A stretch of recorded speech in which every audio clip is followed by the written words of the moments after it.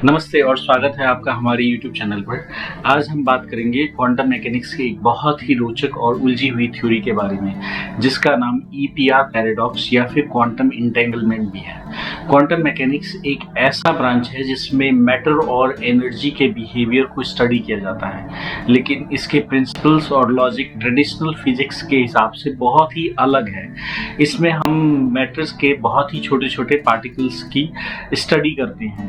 इसमें एक प्रिंसिपल है इंटेंगलमेंट या फिर जोड़ित्व का, जिसके बारे में आज हम बात करेंगे। ये बहुत ही इंटरेस्टिंग टॉपिक होने वाला है। इंटेंगलमेंट का मतलब है कि जब दो पार्टिकल जैसे इलेक्ट्रॉन या फोटोन एक साथ क्रिएट होते हैं तो उनकी स्टेट एक दूसरे से कोरिलेटेड हो जाती है और उनके प्रॉपर्टीज एक दूसरे से डिपेंडेंट हो जाती है।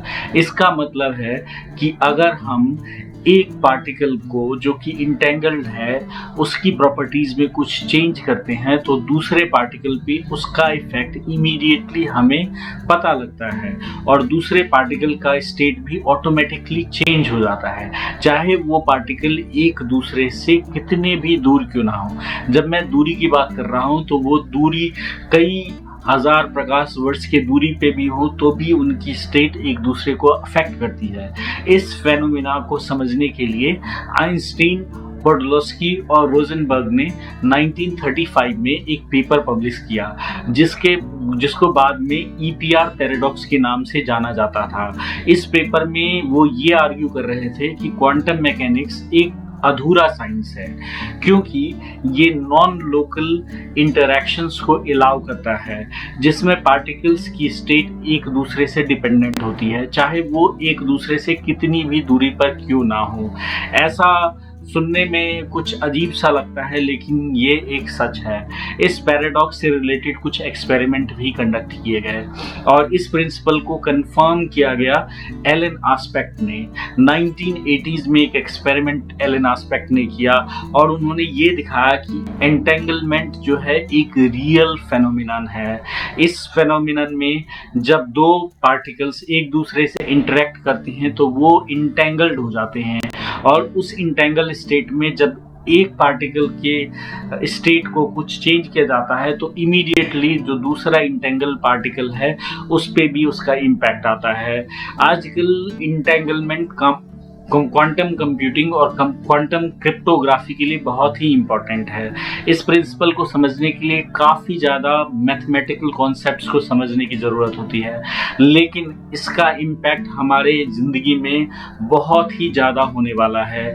आने वाले टाइम में क्वांटम इंटेंगलमेंट का इस्तेमाल क्रिप्टोग्राफी में, सिक्योरिटी में और डेटा ट्रांसफ़र में होने वाला है। और इसके अलावा और भी बहुत सारी ऐसी चीज़ें हैं जो कि हम नहीं जानते, लेकिन इन फ्यूचर में क्वांटम मैकेनिक्स के ऊपर डिपेंड करेगा।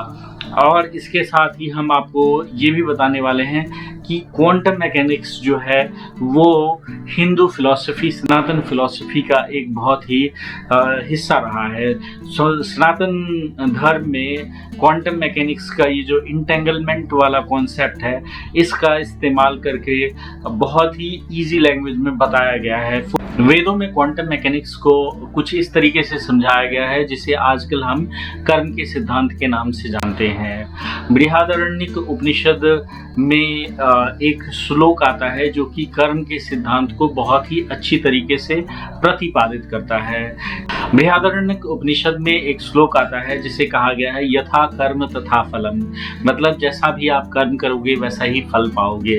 तो हम इसमें समझ पाते हैं कि जब भी कोई कर्म होता है तो वो व्यक्ति इंटेंगल्ड स्टेट में चला जाता है अपनी कर्मों की वजह से, और फिर जैसा भी इम्पैक्ट वो इन्वायरमेंट में क्रिएट करता है वैसा ही इम्पैक्ट उसके ऊपर भी आता है। तो इस तरीके से हम समझ सकते हैं कि क्वांटम मैकेनिक्स या क्वांटम फिजिक्स का लार्ज स्केल पे सटल वे में कर्म के सिद्धांत के रूप में समझा जा सकता है। मैं आपको एक छोटी सी स्टोरी बताऊंगा जिससे कर्म की ये जो फिलॉसफी है ये बहुत ही अच्छी तरीके से आपके समझ में आ जाएगी। एक बार की बात है, एक राजा था, उसके 3 मिनिस्टर थे। राजा ने तीनों मिनिस्टर को बुलाया और उन्होंने उन तीनों मिनिस्टर से कहा कि जंगल में जाओ और का बैग भर करके ले आओ। तीनों मिनिस्टर ने एक एक बैग उठाया। एक मिनिस्टर गया, उसने सोचा कि फ्रूट जो है वो राजा के लिए है, तो उसने सबसे अच्छे फ्रूट चुने और उस बैग में भर लिए। उसके बाद दूसरे मिनिस्टर ने कहा कि राजा तो बहुत बिजी रहता है, वो तो बैग के अंदर देखेगा भी नहीं, तो उसने कुछ अच्छे और कुछ बुरे जल्दी जल्दी करके उसने फ्रूट भर लिए।